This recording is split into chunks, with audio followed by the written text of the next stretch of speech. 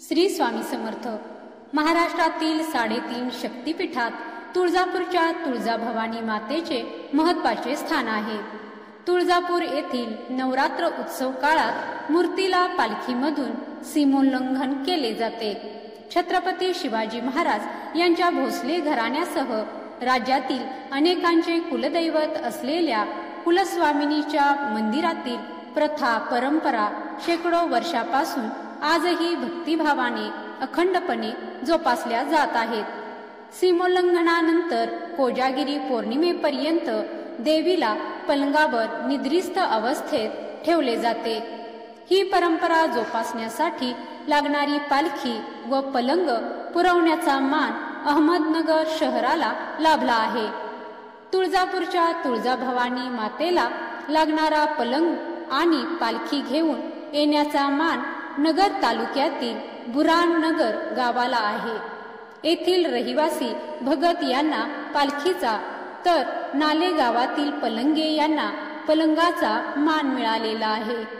तुळजाभवानी मंदिरातील मुख्य गाभाऱ्यात गेल्यानंतर उजव्या हाताला एका ओवरीत देवीचा पलंग दिसतो. त्या पलंगावर देवीची मूळ मूर्ती काढून भाद्रपद वद्य अष्टमी ते अमावस्या, अश्विन शुद्ध एकादशी ते पौर्णिमा व पौष शुद्ध प्रतिपदा ते अष्टमी पर्यंत निद्रेसाठी ठेवली जाते. याला देवीची घोर निद्रा, श्रमनिद्रा व भोगनिद्रा म्हटले जाते. तत्पूर्वी सीमोल्लंघनासाठी हीच मूर्ती पालखीत ठेवून मुख्य मंदिराभोवती मिरवली जाते. विशेष म्हणजे पालखी सीमोल्लंघनानंतर लगेचच तोडून होमात टाकली जाते. तर दसऱ्यानंतरच्या पौर्णिमे दिवशी जुना पलंग होमात टाकून नवा पलंग ठेवला जातो. पलंग पालखी वेगवेगळ्या जागी तयार होऊन तुळजापूर पर्यंत पोहोचतात. पलंग पालखी तयार होण्यापासून ते शेवटपर्यंत हा सर्व प्रवासच अनोखा आहे. तुळजाभवानी देवीचा पलंग घेऊन येण्याचा मान परंपरेने अहमदनगर शहरातील तेली समाजातील पलंगे घराण्याला आहे. देवीचा पलंग तुळजापूरला घेऊन येण्याचा मान भलेही पलंगे घराण्याला असला तरी तो तयार करण्यासाठी राबणारे हात अनेक आहेत. प्रत्यक्षात देवीचा पलंग तयार करण्याचे काम पुणे जिल्ह्यातील घोडेगाव येथील ठाकूर घराणे परंपरेने करते. श्रद्धापूर्वक पलंग तयार करून दिल्यानंतर ठाकूर यांचे काम संपते. घोडेगावावरून वाजत गाजत पलंगाचा प्रवास महिनाभर सुरू असतो. या दरम्यान पलंग जुन्नूर, नारायणगाव, आळेफाटा, पारनेर मार्गे नगरपर्यंत प्रवास करत असतो.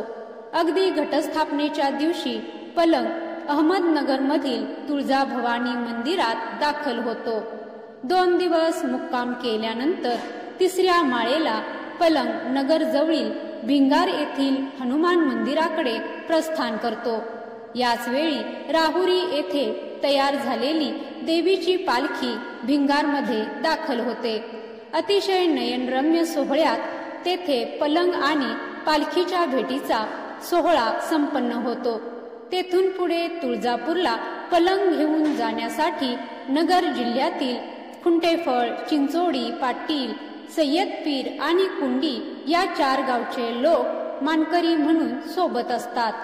अशा रीतीने अहमदनगर जिल्ह्यातील नगर, भिंगार, जामखेड, बीड जिल्ह्यातील आष्टी, भूम, चिलवडी, आपसिंगा मार्गे दसऱ्याच्या आदल्या दिवशी तुळजापुरात दाखल होतो.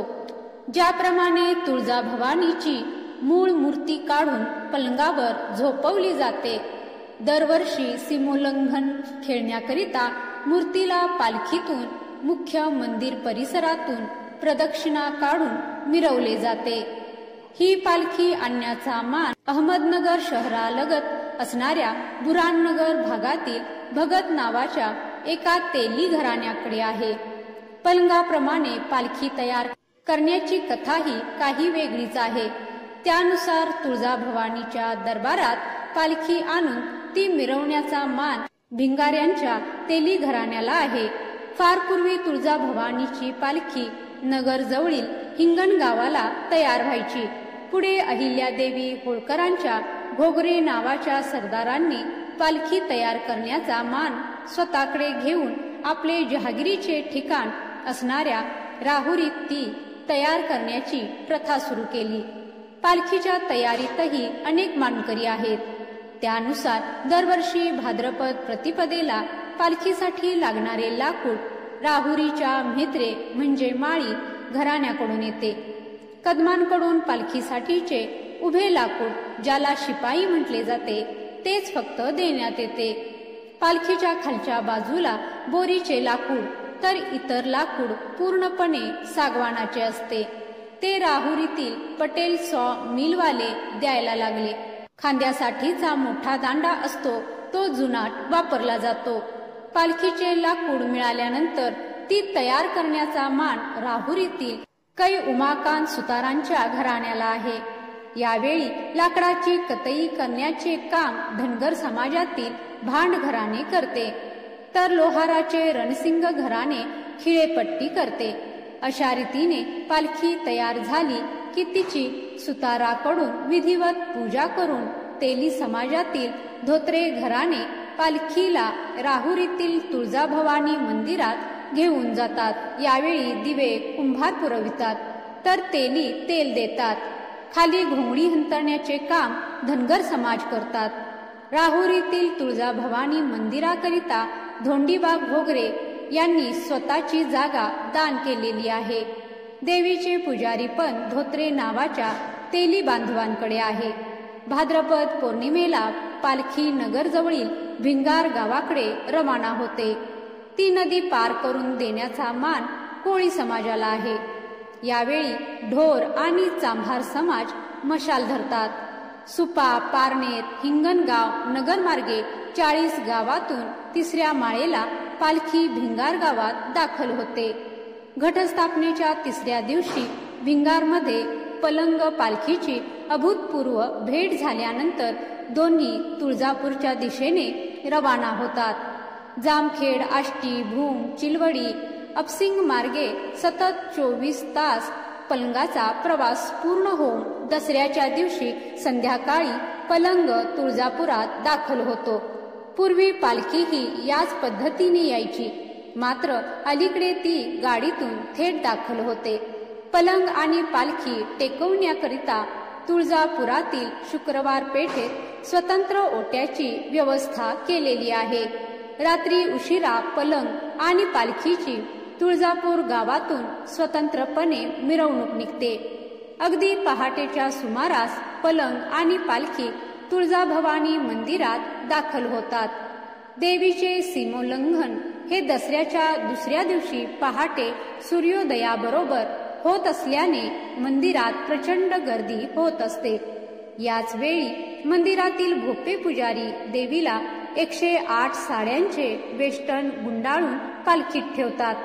तेव्हा बार्शी तालुक्यातील आगळगाव व गोमाळ्याचे लोक पालखीला खांदा देऊन अगदी 5 मिनिटात मुख्य मंदिराला प्रदक्षिणा घालतात.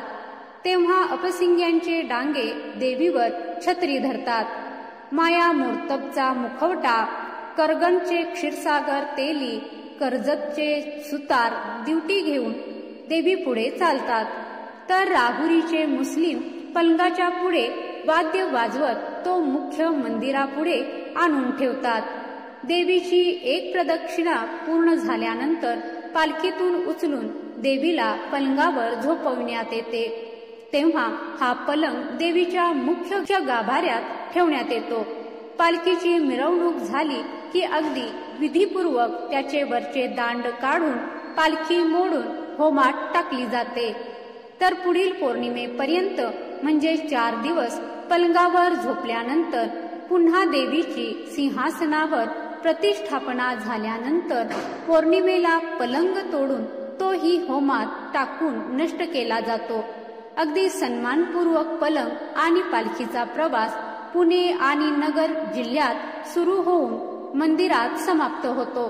फक्त देवीची सेवा म्हणून निःशुल्कपणे नगर आणि भिंगारचे तेली बांधव देवीच्या चरणी आपली चाकरी अखंडपणे पुढे चालवत आहेत. देवाचा पलंग असो की पालखी या दोन्ही धार्मिकदृष्ट्या पवित्र मानल्या गेल्याने वापर झाल्यानंतर त्या वस्तू मंदिरातच कुठेतरी व्यवस्थितपणे सांभाळून ठेवून पुन्हा त्याचा वापर केला जातो. याच्या उलट तुळजाभवानी मंदिरातील पलंग आणि पालखीचे वैशिष्ट्य म्हणजे या दोन्ही वस्तू एकदा वापर झाल्या की त्या विधीपूर्वक व सन्मानपूर्वक तोडून होमात टाकून जाळून टाकल्या जातात. त्यांची राख देवीच्या मूर्तीला लावल्याखेरीज नित्यपूजा संपन्न होत नाही, हे वैशिष्ट्य. तर आजची ही माहिती तुम्हाला कशी वाटली ते कमेंटमध्ये नक्की कळवा. देवी मातेला मानत असाल तर जय माता दी कमेंटमध्ये लिहायला विसरू नका. धन्यवाद.